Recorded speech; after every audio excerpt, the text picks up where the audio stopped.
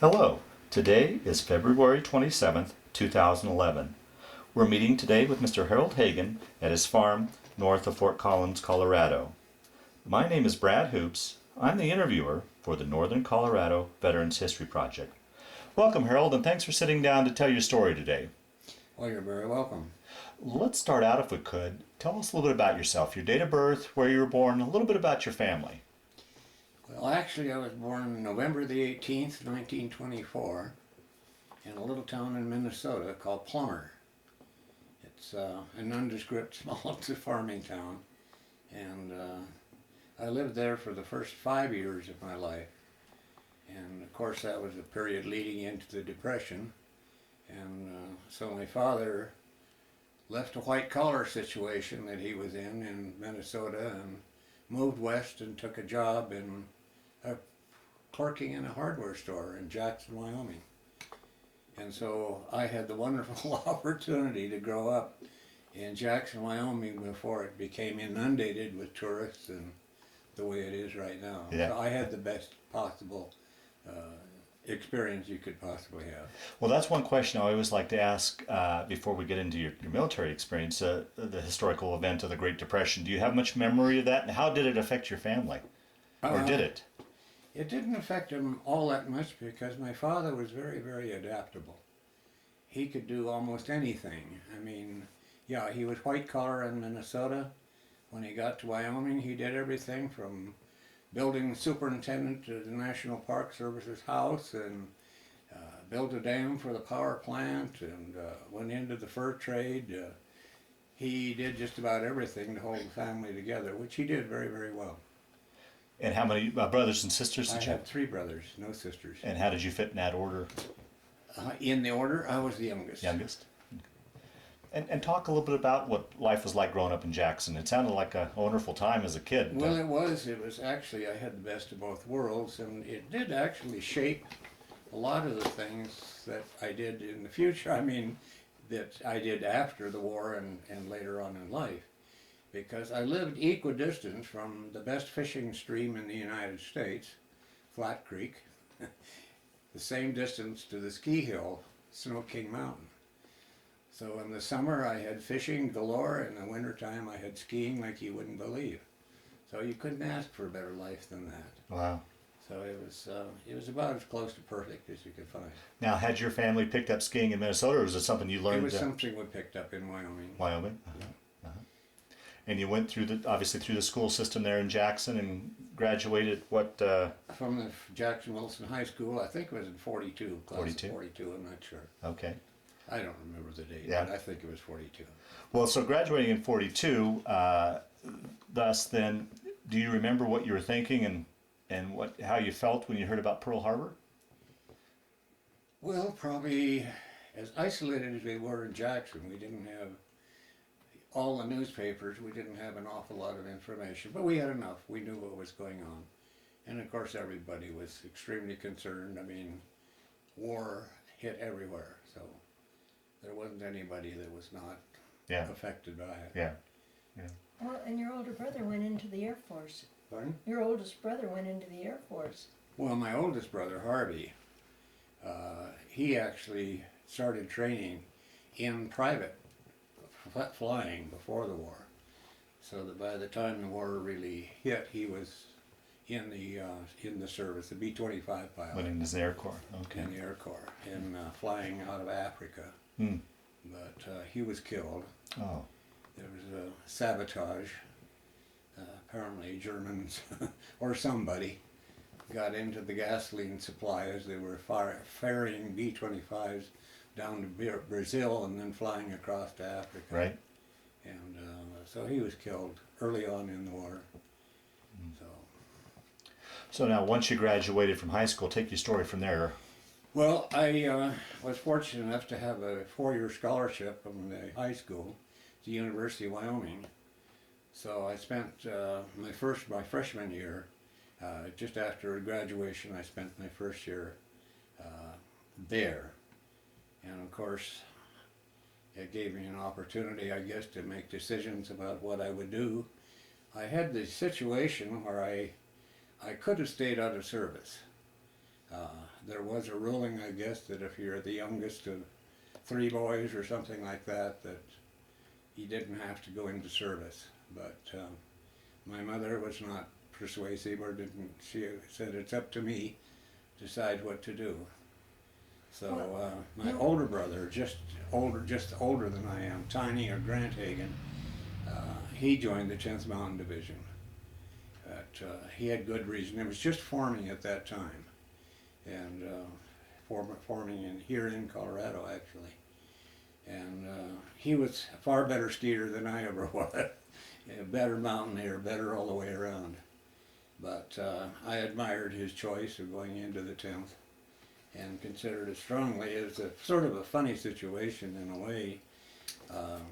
While I was at the university, I was called in one day to the Dean of Men's office, Major Daly was the Dean of Men. And I thought, oh boy, they caught me for, something I had done that was pretty bad. And so I walked in, and he said, I've got the best news in the world for you. He said, Senator O'Malley has made you his #1 appointment to West Point. Made you? Made me, yeah. And I, of course, fell over. I wasn't being punished. I was being offered the opportunity to go to West Point. What? Which I turned down, and I think it was a good deal. I turned it down. Because, look at this, if I had gone to West Point and graduated, I'd have been out just in time for the Korean War. Yeah. Which would have been probably a tougher situation all the way around. So I've been lucky all my life, getting the right decisions. So at any rate, I did decide after the first year then at the university that I would just get into the 10th Mountain. You had to have 3 letters of recommendation, as Mary said at the time, to get in the 10th. And so I obtained those and joined, and there I was. So your decision was based largely on your brother? A lot of it was based on brother and friends in Jackson. There were several friends in Jackson, Wyoming that joined the 10th Mountain. Oh, really? Okay. So it was a matter of people I knew, admired, and that was the selection. And then how much longer after you enlisted did you ship off? Did you go right to Camp Hale, or where? We went to Camp Hale, yes, and that was a fairly long experience there at Camp Hale. I was assigned to the 86th Regiment of the 10th Mountain Division, 86th Infantry, and Company L was my company, and so I was just a regular GI, enlisting as a private. How was that change going from civilian life to military life? Was it much of an adjustment for you? I didn't really feel that it was too hard an adjustment. I mean, certainly the discipline was more than it would be in civilian life, but you knew that was necessary, so you just rode with it. It didn't make all that difference. So it was not difficult. And talk about training and life up at Camp Hale, and because it was a very elite program. If you could talk to those little... Actually, it was an elite group, and we had a lot of people who were world class, world famous in skiing and in mountaineering, and so it was a pleasure in a way to work with a lot of them. And there at Camp Hale, we had excellent rock climbing, and when winter came on, of course, we had the skiing. Because I had been involved in skiing both at the University of Wyoming ski team and Jackson and in the high school team and all of that, I was asked to be an instructor. So I was a ski instructor. I had good duty. I mean, I actually taught the brass, the commissioned officers for the battalion. And if you know the way with brass, the top one, the major would leave first, and then the lieutenants. Anyway, right on down the line till finally they'd all be off doing something. So I had a lot of free skiing on my own. But anyway, that was sort of a good duty. And I also instructed in rock climbing when the weather changed from winter to summer. So that was something you'd done as well growing up? Yes. Okay. I had done quite a bit of that in Jackson. So. Yeah. It was an easy transition, if it was a transition. And you said you had various friends from Jackson and University of Wyoming, so you had friends up there. Did you? Was your brother still up there as well? And So it didn't take long to get acquainted. Yeah. My brother was there, and I found out when my oldest brother was killed, I was up there at Camp Hale. And when I got the message he was killed, they said, look up your cousin Sig. I didn't know I had a cousin in the 10th Mountain. And so I did. I found him, and strangely enough, I found him in the barracks talking to a fellow that I knew from Jackson, Paul Petzold, who was world famous in climbing, the first man to climb 8K2 in India. And Paul was a very, very well world-renowned climber, and he and my cousin were sitting together there playing cards on the locker. So it was interesting. I was not lonesome. how big was the camp, personnel-wise and such? We were all called a light division, so there were 10,000 of us approximately. I mean, plus or minus, I don't know exactly, but a light division would be about 10,000 men. Okay. And from what I've read, it was a pretty long training that they kept putting off sending you guys overseas. I mean, Yes. talk a little bit about that and when you guys finally moved. And Yeah, it was long training, and I think there was a lot of speculation, not only from us. We did what we were told, of course, but I think there was a speculation in the United States as to where our group would go, and this continued. Actually, we left Camp Hale early in the spring. What year would that be? We left and went down to Camp Swift in Texas. They moved the entire division down to Camp Swift, which was hotter than blazes. yeah, I was going to say opposite climate And, conditions. Quite a transition from going to the mountains down to Camp Swift.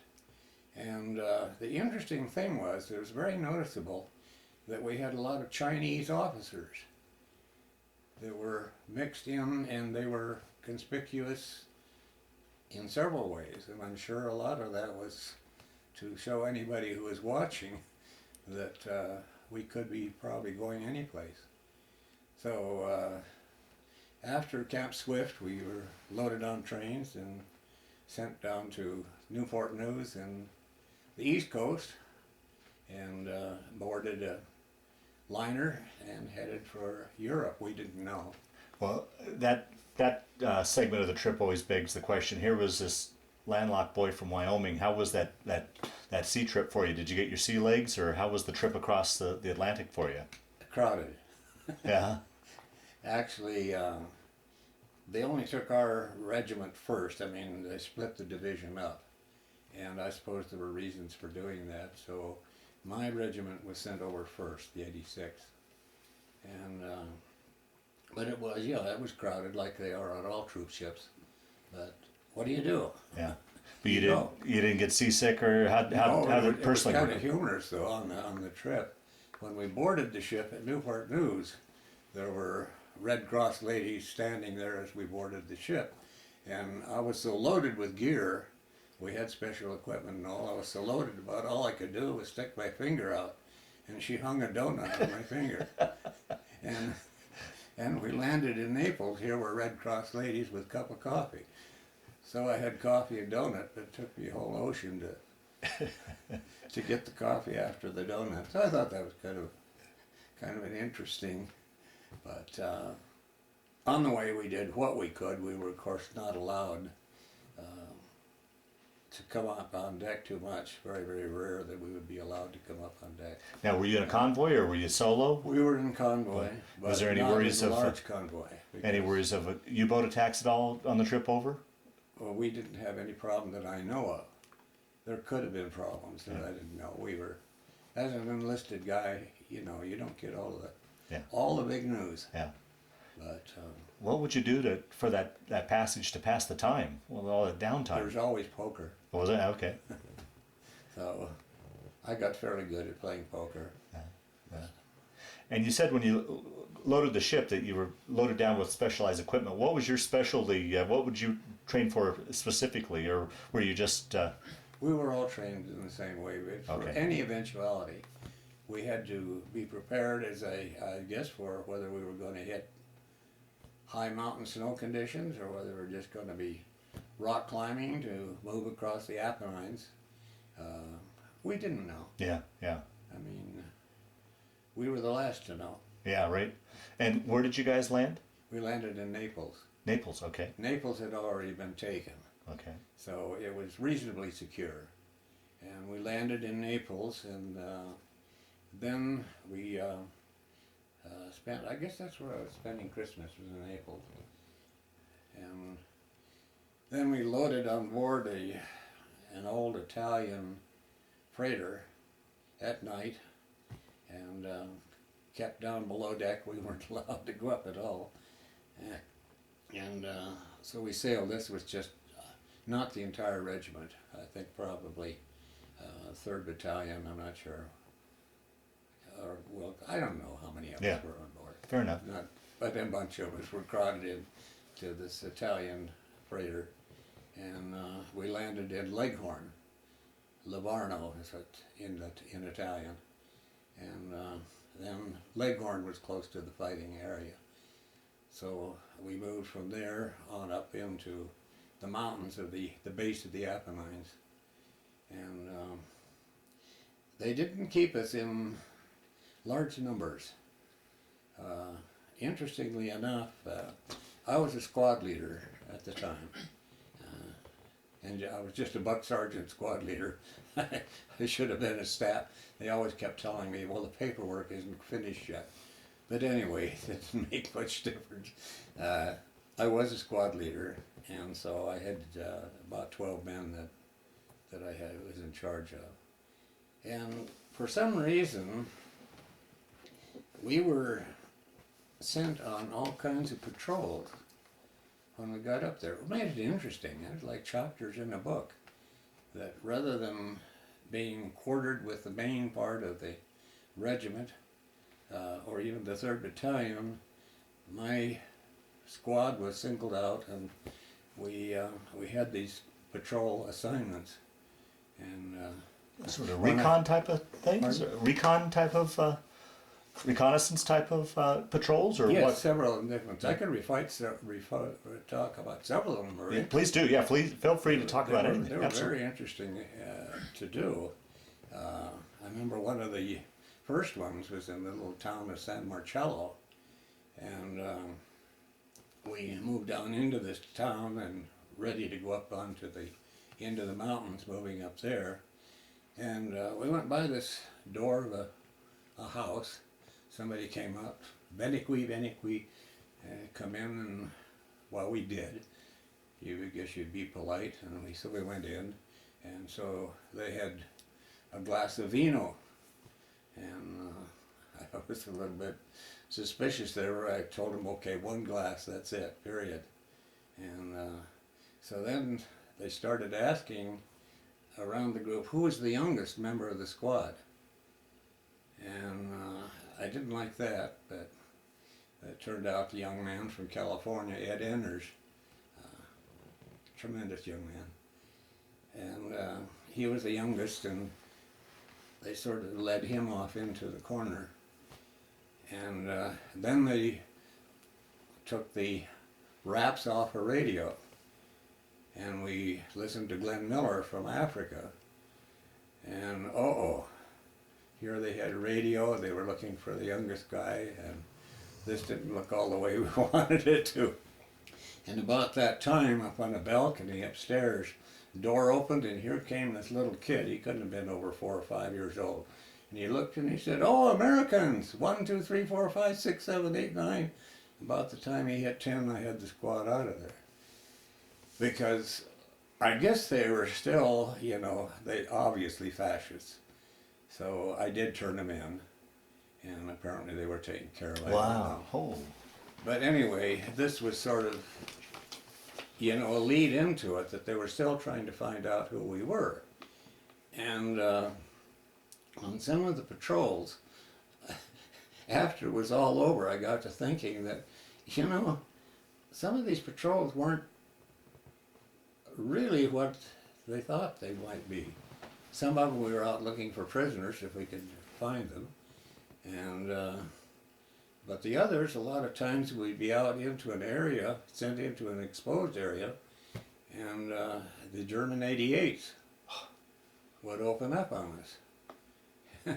So I got thinking, maybe we were bait. Wow. Because it was very important for the reconnaissance, because I know the whole division was planning on moving into position as soon as they arrived, and moving in to take the high mountain area that went down to the Po Valley, because this is extremely important tactically to take the mountain area to get to the Po Valley and on to the rest of Europe. Well, anyway, that's neither here nor there, but the patrols then were of every variety, and sometimes I took all 12 and sometimes I took fewer, but I can remember a few of them that I could recite that were kind of interesting, that of the strange things that happened. But I remember one day we went up on this high ridge, and I'm not exactly sure what we were looking for, but we were up on reconnaissance and looked across the valley, and here I saw a group of people across on the ridge coming down heading towards our lines, and immediately I knew that they were German, and so I signaled the guys and we all hit the prone position. And about that time the Germans across the valley, across the big valley, saw us and they hit the prone. So here we were looking at each other with firing positions. It was too darn far for a shot. You couldn't do an accurate shot. I waved at them. They got up way back.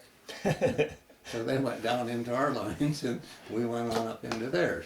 I mean, this was the sort of back and forth thing it was.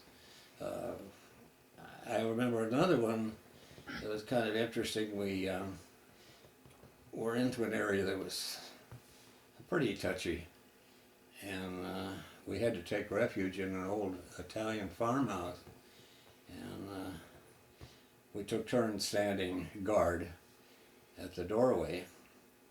And I remember this fellow John McDermott from Idaho, big, tall, potato growing type of guy, high squeaky voice, and he was on guard duty in the doorway. And all of a sudden the Germans opened up on us with their 88s and hitting pretty close to the doorway, and here came John McDermott tumbling down the stairway. I thought maybe we had our first casualty in the group, but John got up and shook himself and cleaned off the dust, and he said, "Getting mighty close, ain't they, Hagen?" So, I mean, you know, there was a lot of opportunity for fun and humor mixed in with a lot of the things that were going on like that. Yeah, yeah. So, Tell them about the Brazilians. well, that was interesting also, another little chapter, that there were several expeditionary forces in there, not just Americans. Mm. And I was sent in one day to relieve a group of Brazilians who were out on a far point. And so we went in there at night, and they were in an old broken down house and a little ante room on the going into it. So I had the guys stack their arms just on the outside, because there wasn't room to be inside with equipment, and we didn't need the rifles inside the building anyway. So we stacked them on the outside and went in and got acquainted with the Brazilians, and they were happy to get out of there. And so they left, and I had a funny feeling. Something wasn't exactly right. So I went out into the little annex and took a look where we'd stacked the rifles. And of course they had American equipment too. So our M1s were missing, and in their place were the dirty Brazilian Oh no. M1s sitting there. And so I took off down the hill. It was getting towards daylight. We didn't want to be exposed too much, because there are always 88 shooting at you every place. Well, I'm going to interrupt you, Harold, for those that'll watch this tape to explain, if you want to explain the 88, it was an anti-aircraft gun that they lowered down and shot It was They were very, very, very accurate. very, very accurate and Very dangerous. good, Yeah. 88, Yeah. Yeah, they're the ones that you were most fearful of. Yeah. So anyway, we I took off down the trail as hard as I could go. Caught up to this Brazilian lieutenant. He knew what was happening when I got up to him. Oh, mistake, mistake. So we traded their M1s back to them and got ours. And anyway, I don't know how long we stayed there, but it was another interesting little Yeah. chapter. Yeah. Any idea why you and your squad was picked out to do Maybe these? because we were sort of a different group. I have no idea Yeah. why. I'm really not too sure. I can assume maybe there were squads all over. Maybe everybody was going back and forth, but I think we had extra duty. I'm sure we did. And probably picked more than just about anybody. But we were short and fat and tall and skinny, all kinds of mixed up people, and so I don't think we were conspicuous as being a very fearsome group. But we all had pretty good training, so we were able to negotiate the mountains pretty well. Yeah. But that brings up another little story. If I can tell it, I probably shouldn't. But after most of the winter actually going on these different patrols, they finally pulled our squad down and for some rest and relaxation. And they put us in an old farmhouse outside of the walled city of Lucca, which is kind of an interesting place historically, tremendously interesting. But I can remember, and I don't know why, things stick in your mind. The address of the guy we stayed with, his name was Adolfo Spondoni. Adolfo Spondoni, Cassiano de Moriano, Comuna de Lucca, Toscana, Italia. I mean, I've never forgotten it. I still, sometimes it just buzzes through my head. Maybe I was going to contact him later, I don't know. But at any rate, they apparently gave him and his wife some rations, so she helped us by cooking for us, and we did get some relaxation that way. But the funny part of that story was that we, two or three of us, one of the guys in my squad was Joe Palladino, Italian. And of course he was great to have along because he could speak the language. So Joe and two or three others of us went into the little outskirts of the walled city. We didn't want to go into the city. They advised us not to. And I think it was good advice because you didn't know what would be going on in there. But here was a little restaurant. We were kind of hungry, and a little restaurant sitting on the street there. We walked in. There was a picture that had just been taken off the wall. I'm sure it was Benito. So had Italy broken from Germany at this point? Had they surrendered, or were they still? No, they were still in the process. Oh, okay. Mussolini had not been. Oh, okay. He'd not been captured or strung up as he was later. He was strung up like a quartered beef. Yeah. But at any rate, they had two things. They took us to the back room because I don't think they wanted to see Americans eating food. It was pretty scarce. And so we went into this back room. They had two things on the menu, either rabbit or eggs. Eggs 80 cents each, or rabbit. So we ordered the rabbit, and they brought in some thin soup with a cabbage leaf floating on it. You could tell that the meat had been in there. And so then they brought in the rabbit. And my first year at Wyoming, I had taken a course in anatomy. And I looked at the rabbit and, there's something wrong here. And then finally it dawned on me that the skinny bones and all of that, we had alley cat. Oh, is that right?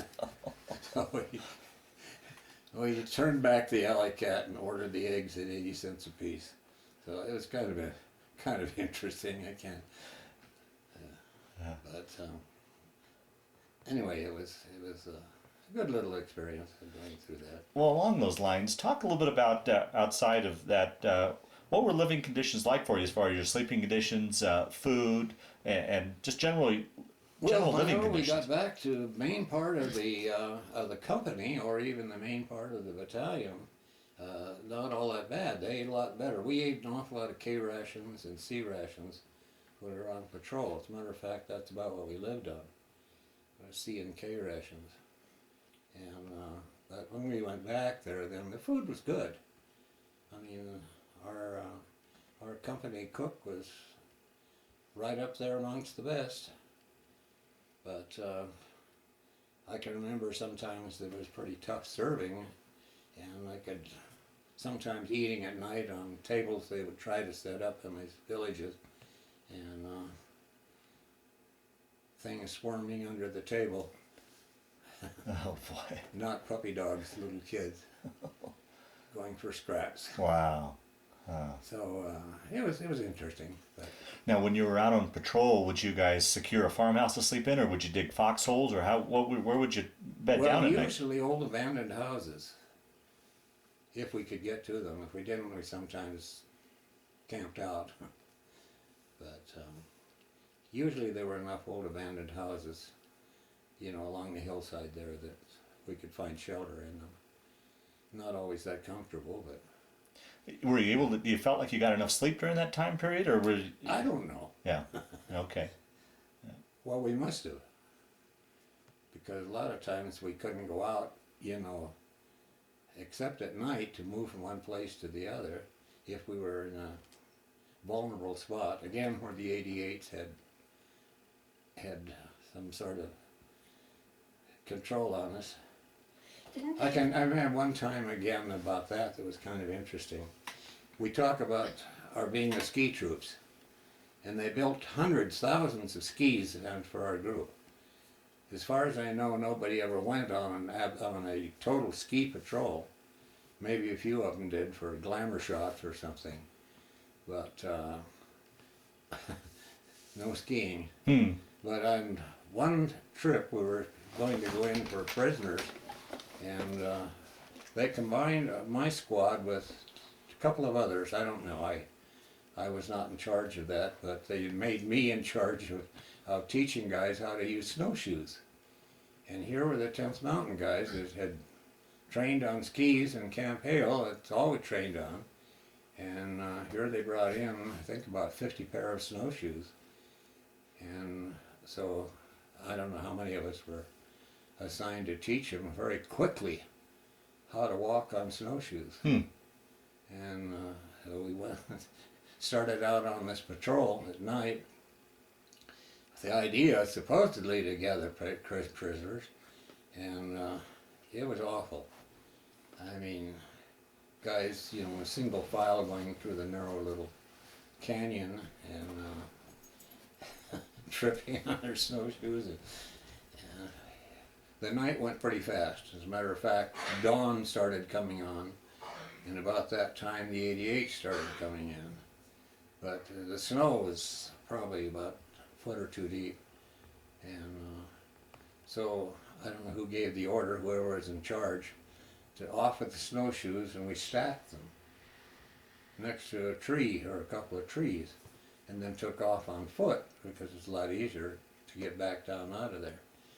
And I've often wondered, when some battalion in the spring went up there and saw 50 pair of snowshoes stacked up against the tree, I mean, what was this crazy event? What went on?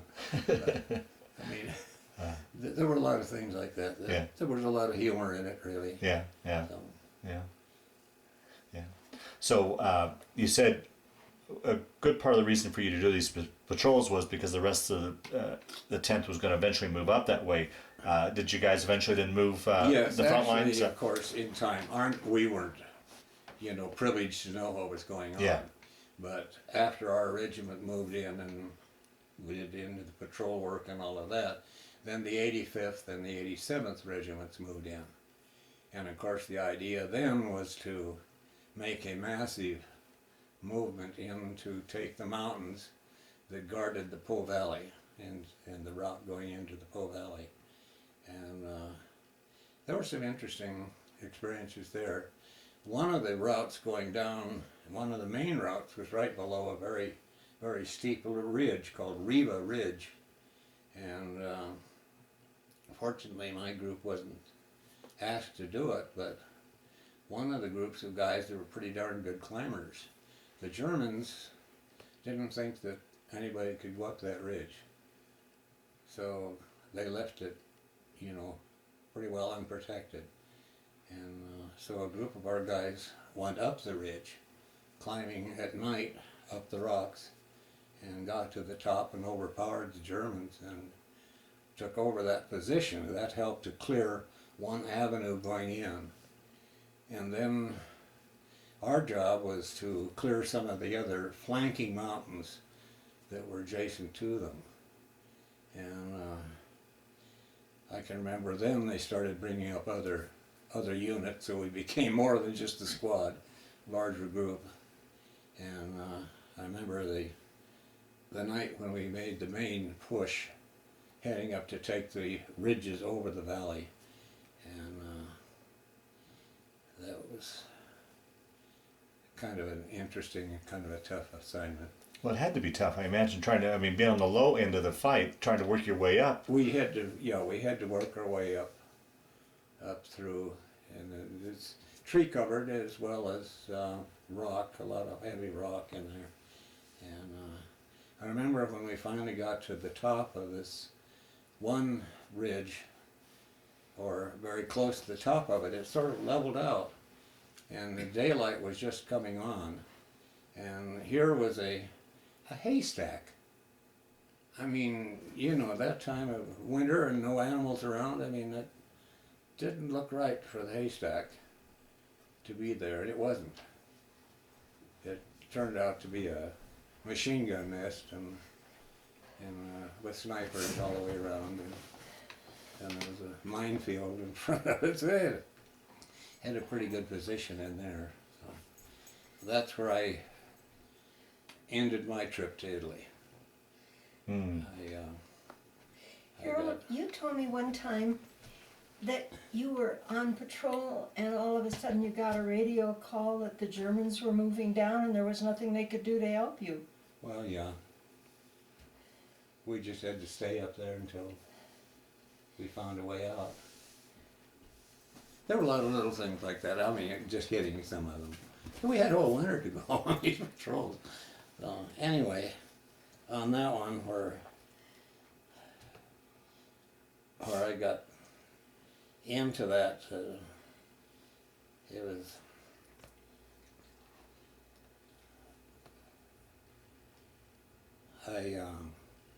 I knew I was hit pretty hard, not to know, because I was knocked flat on my butt, or my back actually.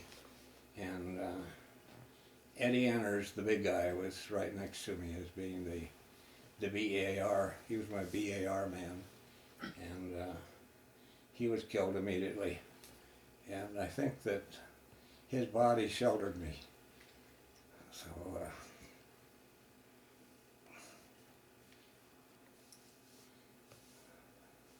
anyway, I was in a position where I could see where the positions were that were left that we hadn't taken out, and so I don't know who took over the squad, but we were able to get the squad in position where they could take the area out and then moved on.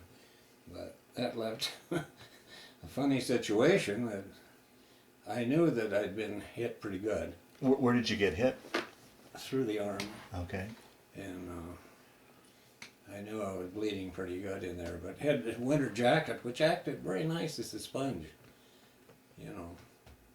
So even though you got quite a bit of blood coming out, it would sponge up, and I think probably that was a very good situation. But we could see down below us, way down the mountain, way down almost to the valley, there were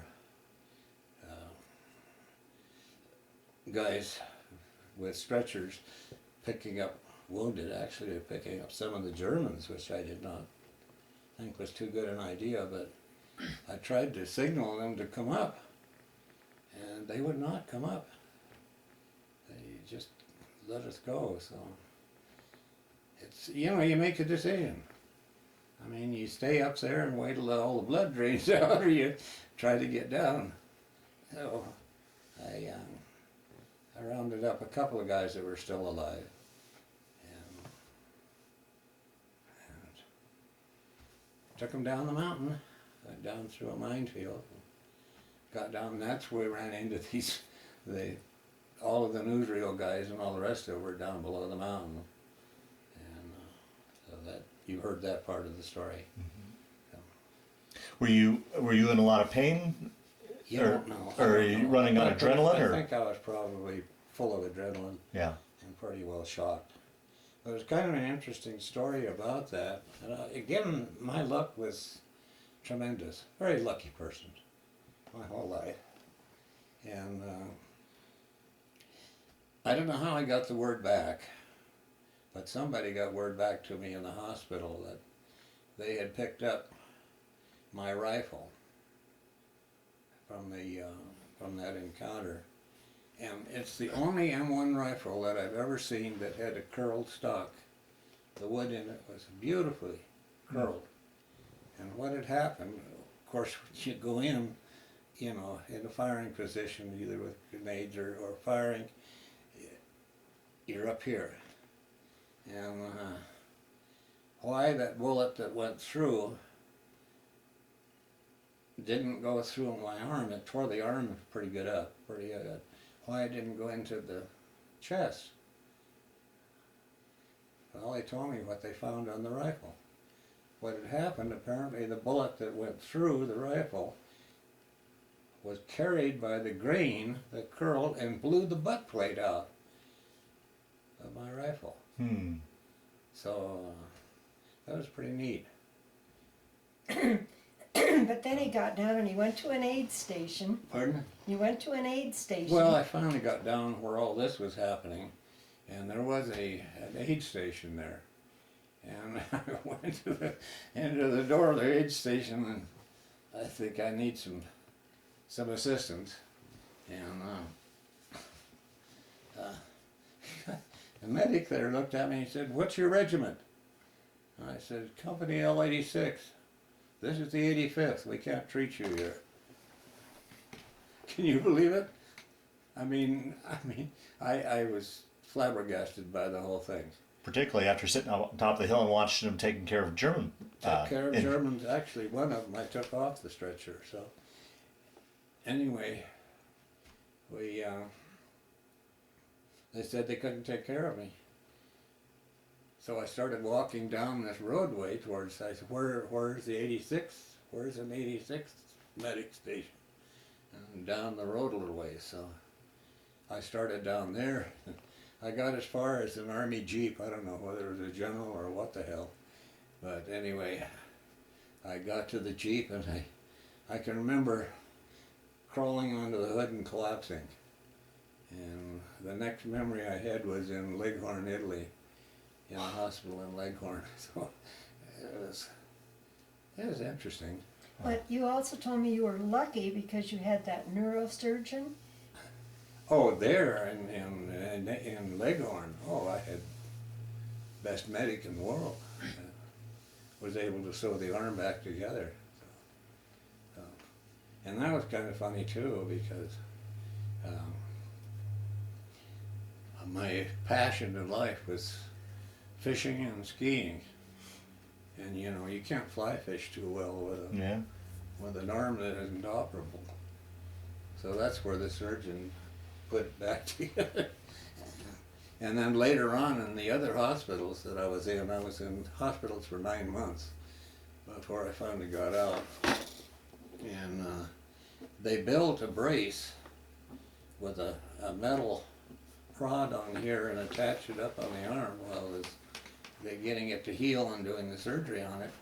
And actually, I could even handle it to fish when I got back out.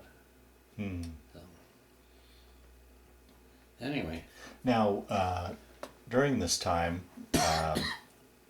Where was your brother? Was he? My brother actually was assigned to the 85th, and maybe fortunately for him or not, he's a tremendous. I'll show you some of his artwork. That he was very, very skilled in art and in craft like that, until they grabbed him and threw him into regimental headquarters. So he was traveling under pretty heavy protection. Oh, good. Good. Were you able to see each other during this time when you were overseas? He came to see me in the hospital in Leghorn. That's Okay. the only time I saw him in Italy. Oh, is that right? And you said you Yeah. used to wave at the airplanes that went over because your other brother was flying planes. Oh yeah, my other brother, I had two. I mean, the one was killed, and then the other brother, I have a picture of him there. He was ROTC commissioned in the Army, and he didn't care too much for that, so he actually petitioned and went into the Air Force also, and became a squadron bombardier in B-24s. They were flying out of Foggia, Italy, Mm-hmm. and they got Palesti oil field and all of that were some of the missions he was on. But anyway, it was kind of funny. During the daytime, the Germans would not move, and the American B-24s and others would fly over like that. But then when they went home to get supper, they had to go do that. The American planes all landed. Here came the German Air Force. So we had to enjoy them for a while. So they'd come and bomb your. Did you guys get bombed from the Well, Germans? machine gunning. Oh, okay. But anyway, Well, your poor mom. Did she ever talk about after you guys were all back home what it was like? I mean, all you boys were in the service in harm's way. It must have my been. father had just died. Oh. He just passed away. While you were overseas, or were you? Well, just before I joined the 10th. So it was more reason I could have stayed out. Yeah, yeah. Because she had no one but herself. But she was a very, very, I don't know, self-sufficient person. But So- did she ever talk about her feelings after you guys got back? Particularly, Not probably much. getting the telegram that you'd been injured and. Well, and she got that, I don't know. I really don't know. Hmm. She didn't say much about it, but I know she was concerned. She Yeah. had to be. Yeah. But she's she a very went back strong- to school and got a degree. Yeah, she went back to school herself and started teaching, and then she took a job in Laramie at a cathedral home and teaching and taking care of that. So kept her mind off things. Yeah, yeah, yeah. So then, from Leghorn, where did talk about where the various hospitals you were transferred, and I imagine eventually back to the States. Yes, yeah, I was put on a hospital ship after I was in Leghorn for, I don't remember how long, a few weeks, I guess. And then, I don't know whether they transferred me on down to Naples to hit the hospital ship or not. But the hospital ship Seminole, was the one that I went on. And came back to South Carolina, Charleston. And then from there I was transferred up to Vancouver, Washington, the hospital there in Vancouver, where they did more work, beautiful work. And then after Vancouver I was there, they decided to send me to Brigham City, Utah, which was closer to my home in Jackson, of course. Mm-hmm. And they had also very good surgeons and good. It was a good hospital, Brigham City, a very good hospital. And that's of course where I contacted this girl I told you about earlier. Yeah. That had recognized. Yeah, you me. may want to tell that story to those that'll watch this tape. It's a very interesting story. Oh, about that one? Yeah. To repeat it? Well, we didn't get it on tape. We were just talking about it before we turned the camera on. That's So right. You want me to repeat it? please, I think Very people briefly? that'll watch this tape would find it Well, fascinating. what had happened was that when I was in grade school in Jackson, Wyoming, there was right across the street from us, our neighbors, two young girls there. Their dad was a high school teacher, and Carolyn Goodman was her name. She apparently had seen a newsreel in which they had identified me, that when I was coming down the road, kind of disheveled and all of that, as an unidentified soldier. And so when I was in the hospital, I got a letter from her. She had traced me all the way and recognized and traced me. I just can't believe how it happened. And she addressed the letter by saying, "Dear unidentified soldier." And so when I got back to Brigham City, it was very short distance to Salt Lake where she was living then. So I went to see her and thanked her for all of that. I'll be darned. Have you ever seen that newsreel of you? No, No? no, I'm sure it's long burned. Yeah. No, I never saw it. But she explained that she had seen it. Why she recognized it at that time, I don't know. But then you had a date with her. Yeah, I told him that I had a date with her. Probably went out and ate hamburgers. We're not too flush. Yeah. Yeah. That's where we met Shirley Temple on the street. It was kind of a funny deal. Anyway. So you were in, altogether you said 9 months in hospitals. Is that then, were you discharged after you were, Yes. or did you go back to No, I was discharged from Brigham City then? from Or- Brigham City, Utah. Yeah.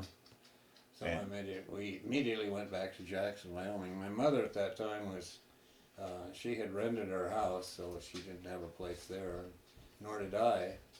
But we had family friends, the Hyler family, a fairly wealthy family, quite wealthy, from somewhere in the east. And they had a ranch, the Bear Paw Ranch, which was right next to Phelps Lake in the Teton Park area. And right over the hill from the Rockefellers Ranch, which was on Phelps Lake. And so they asked me to come and stay there. And a woman, a family friend, their son was one of my best friends in school, Martin Murray. His father was a very well-known scientist and biologist, O.J. Murray. And so she was on the Bear Paw, and the Hylers wanted me there. Anyway, it worked out beautifully. And what a way to strengthen my arm. Yeah, how was your arm at this point? Well, it was okay. Yeah. I mean, I adapted, so it was okay. But anyway, I landed fish pretty regularly with it. Oh, good. So that worked out just fine. But anyway, they let me stay there. And then later on, when I went back to school, I went back to University of Wyoming and got a degree, bachelor's degree in fisheries, fishery and wildlife. And I found this little article that I thought was kind of interesting. Two brothers go mountaineering on opposite sides of the globe. Oh, it was about my brother And Harold. Take it, Harold. Well, Tiny was climbing. the Großglockner in Austria. He took time off to climb it. Oh, is that right? Harold was climbing Buck Mountain. Well, he was better. And he climbed 3,000 feet up it to ski down it. And they wrote it up in the paper that the two brothers were doing it the same day. I thought that was kind of interesting. That's an article I was in the paper. Yeah. Anyway, it was. So you got your degree from the University of Wyoming, and then I went to University of Wyoming, got my bachelor's degree, and then I decided to go on in fisheries. So I went to University of Washington and picked up a PhD at the University of Washington. They let me skip the master's, which was nice, because it saved time and just go directly from bachelor's to PhD, which worked out real well. Harold, didn't you go to Alaska though and work for a while before you went to Washington? I worked for a while, yeah, in different places. I had to work long enough to get invited to drink coffee with these Park Service guys. okay. So, I spent 17 years actually working in summers with the Park Service, but this was after I finished the PhD, and incidentally, I did my thesis on Phelps Lake, which was where I went fishing, and there was a species of fish in there where not too much known about it, the Rocky Mountain whitefish, Chrysopium williamsoni. And they didn't know about age and growth, nor did they know its spawning or anything like that, so I used that as my dissertation, and built a weir across the lake creek and skied in there all winter long studying that fish before I wrote it up. But anyway, that worked out just fine. So then my first job was actually in fisheries. South Dakota wanted to hire a fishery biologist for the Black Hills, so I applied for that and went and took the exam and lucked out and got the job. So I became the first troutwater biologist for South Dakota. And about that time, a job opening came up in Colorado State University, and so I put in an application there and was accepted for the position. So it was a good position because it was a 9-month job, only the academic year 9 months, which let me have all the summers and vacation periods to do all these other fun things. So a lot of the fun things were working. About that time I had met Mary, which was pretty neat. Yeah, she was out skiing and broke her ski binding, so I had to fix that. Fix it for me. So at any rate, we took the job at CSU, and I worked a lot of years there, 50 years. 50 years at CSU, Yeah. is that right? Yeah.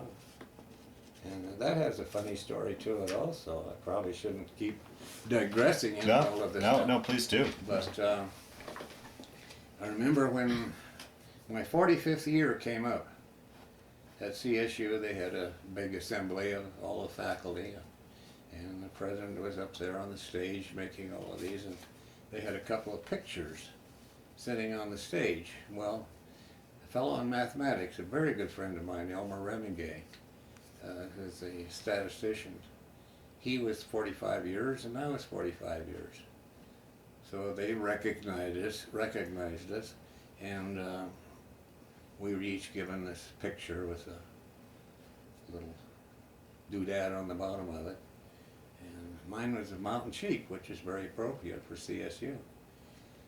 Well, then I went on and just kept on for another 5 years.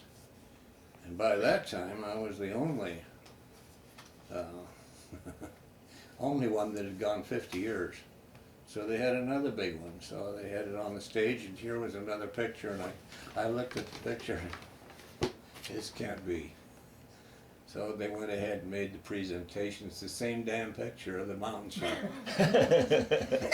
So I got two of them, one at 45 years and one at 50. But anyway, I used that time to good advantage because, as I said, I grew up in Jackson where my passions were skiing and fishing.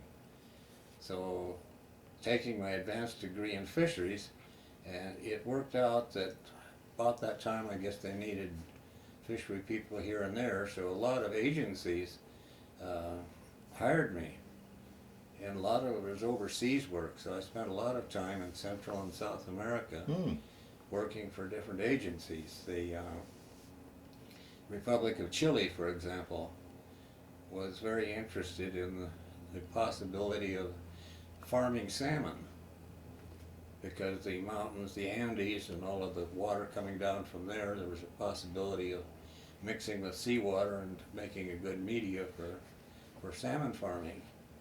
So the World Bank asked me to go down to Chile and look at that and make a recommendation as to whether or not they should lend money to Chile. Well, that was neat, real neat, because I got treated like royalty. It was a funny thing, when I got to Santiago, the minister, one of the ministers came from the country in there to see, make arrangements for me to go to Portamont and all these areas for looking at it. And they assigned an interpreter. I couldn't speak Spanish, of course. So the entire Tomatillo Puentes, and we loaded aboard this plane and flew down to this area where they were interested in the farming. And the plane was absolutely loaded with military. Chile at that time, and I guess still is, mostly brass military, and just all over the place. And so Molly and I were sitting in the back of one of those British planes that have a rear entrance and a front entrance. So we pulled up on the tarmac and looked outside, and here was a band, military band standing there.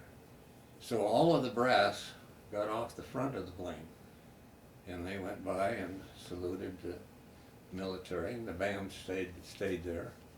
And Mario and I finally decided we'd jump off and see if we could get a taxi into town or something. So we went by this band, and this officer came up and he said, "Pardon me, do you know if there was a Dr. Hagen on board?" Mario pointed at me like that, and then the band started playing. I mean, these are funny things. It wasn't for the military, it was for you. The band was for you. The band was for me, of all things. I mean, I deserved it like nothing. Well, So, he was instrumental in starting the salmon industry in Chile. Chile, I actually made recommendations to the World Bank, lent them the money, and they are the #1 salmon producing nation in the world. Is that at the right? Time, yeah. So, a lot of times now in the grocery store, if you buy salmon, it'll be a product of Chile. Well, that was fun. It was an Oh, absolutely, yeah, interesting assignment. yeah. But that worked out well enough. The other agencies got a hold of me. The State Department wanted me to look at a project in Peru, which I did, and I assembled a group of scientists from CSU, and I went down there and looked at what would be some potential for using the high mountain area. One of the big problems they were having in Peru was all the young men were moving from the mountains down into the city, and the city was just oversaturated with people out of work. And how can you keep them back in the mountains? And the one possibility was by building trout hatcheries. So that's what I did. I designed some trout hatcheries, and we got some CSU types to go down there and build up a program, and that worked out real well. Wow. Then I had other assignments. I worked for the United Nations. They wanted me to come and work for them. So I did that.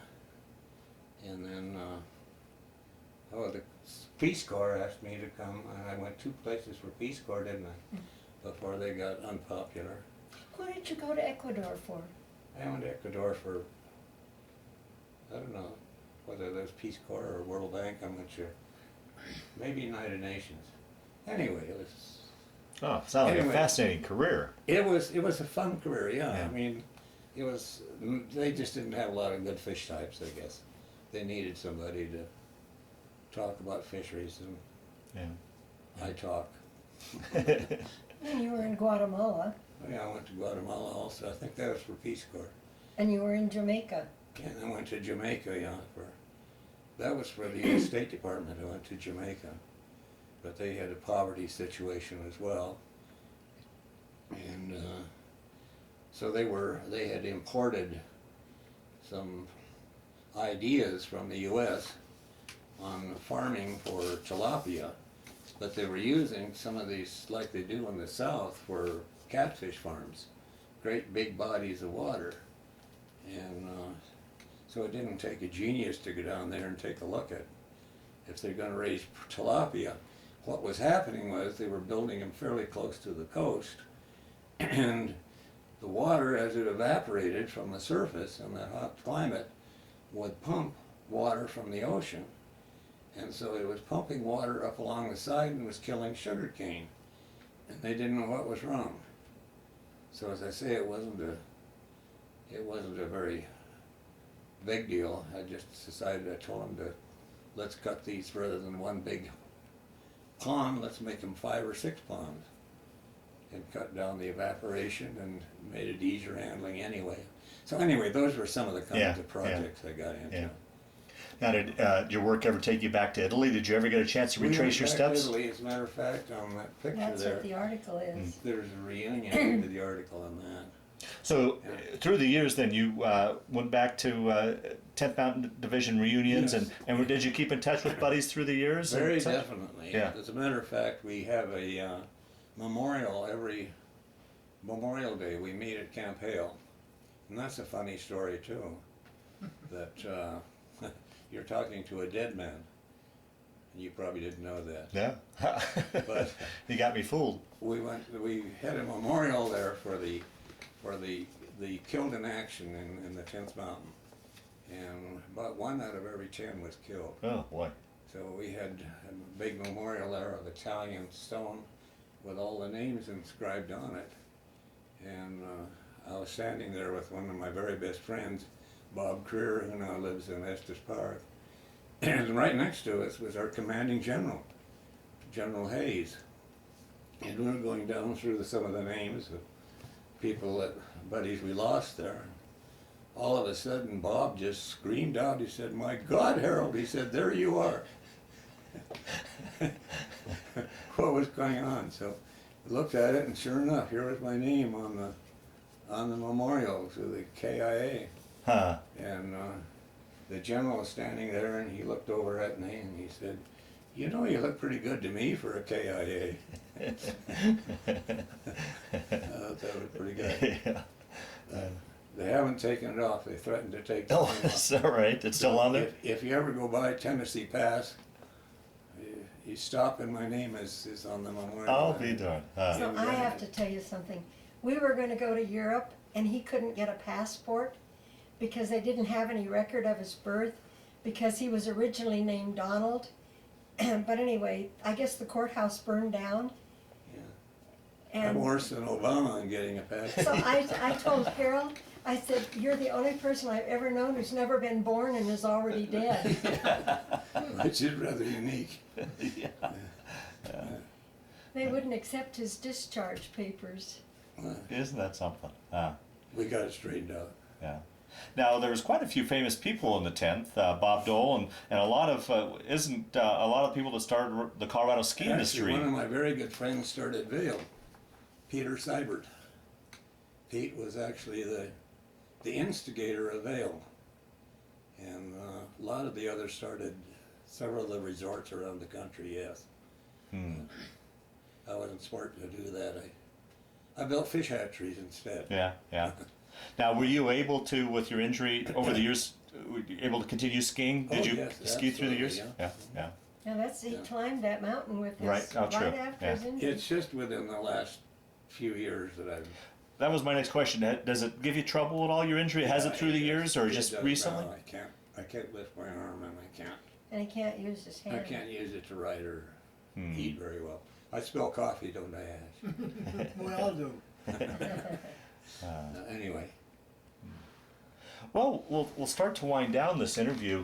I wanted is- him to tell you one thing that was funny. Well, that that's he what I told was me. going to say. That if there's anything we didn't talk about, let's please bring it up, Mary or Ken. If there's any stories you've heard through the years that he's left out, hopefully we can round out as best we can your stories. So open it up. Harold, where were you when the British officer drove up? And I was on one of my patrols, and it was rough country, really, kind of bad terrain and everything else, way up high, and here we heard this chugging noise, and here came a British vehicle, four-wheel drive vehicle. At that time, it was a pretty rare thing, and on the back end of it was a teapot. It was hanging there, where the exhaust comes out. There's a teapot, so it stopped very close to us, and here came this British officer, stepped out of it, went over there, and he had his orderly take off the teapot. He took a chair, one of these folding chairs, out of the vehicle, and sat there looking at the scenery and drinking tea, clear back of enemy lines. And, I mean, those Brits or something. Ken, is there any stories over the years as you guys met for coffee? No, Anything that he's I've left? probably told them I've all. heard more today than Yeah. I have for the last 5 years. Yeah. Oh, Okay. you had right. Yeah. It's all a lie. Well, this was the ship that Harold came home on. Okay, and we'll certainly, at the end of the interview, we'll pull out the camera and we'll videotape any pictures that you want to put Okay. on, for sure. Well, I Yeah. thought you might like to Yeah, see that. okay, And this is his mother and Harold and his And my brother brother Tiny. okay. He died on the operating table. He was too young. He was doing very well as an artist, and then he had a heart problem and died. And then this was Harold. Oh, wonderful. Yeah, we'll get that on the tape. And how about you guys? How many years have you been married now? 63. Some years, yeah. 63 years. Children, grandchildren, We great-grandchildren? have one child, We have one Hal, child and and we 2 have grandchildren. 2 grandchildren, and we have a daughter-in-law and 2 step-grandchildren. So, 4 altogether then? Uh-huh. Okay.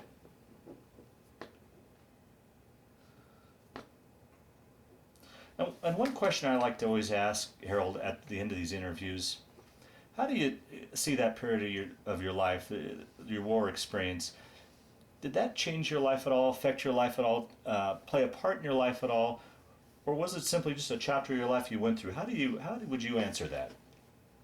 I would say it was a very important part of my life. And I think 90% of it was positive. I'd say very little negative from it. Some of the experiences were not great, losing very close friends. Those are not good experiences. But I'd say the vast majority of the experiences were useful to me. They helped. And like in what sense would you say? Why do you say that? I mean, in what sense was it helpful for you, the experiences? I mean, how would you answer? Well, everything from probably early maturity. You learn pretty fast that, life is a pretty serious game all the way around. So I did actually use a lot of the Army experiences perhaps to use enough diligence to get a lot of the things accomplished that allowed me to go on a lot of these other things where they found me useful. Put it that way. And you got your education. I got my education. Able to use the GI Bill? Okay. I used that, and very, very thankful for it. I'd say yes, it was very, very useful. Okay. Yeah. Okay. A lot of the friends are still extremely good friends. Yeah. Yeah. Well, I want to thank you for sitting down to tell your story today, but more importantly, I want to thank you for your service to our country. Well, you're certainly welcome. There were a lot of others involved, believe it or not. Yeah. Well, thank you.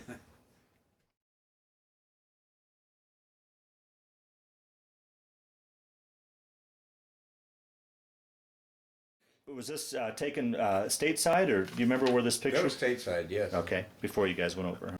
That was when my mother decided to take a position teaching and working when my brother Tiny and I were both in the service. We were on leave when the picture was taken. It was in Laramie, Wyoming, where she... Was this before you went overseas? Yes. Okay. This is the hospital ship that I came back on. The difference between going over the way we did, like storage and hold, and coming back in luxury on that hospital ship. Yeah. Quite a contrast. Yeah. Where did you come? You came back, did you say in South Carolina? Where did you? Charleston. Okay.